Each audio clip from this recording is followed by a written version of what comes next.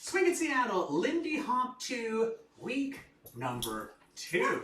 We had these new elements into the mix.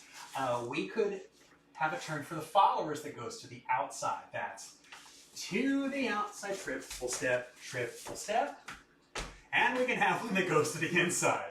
Rock step to the inside, triple step. There we go. We also can do something we call the straddle. And that's when you take your Charleston, but you loop the second half. Rock step, kick step, front and a back and a front and a back and a front and a kick step. There you go. And we had the mess around step put in after our swing out.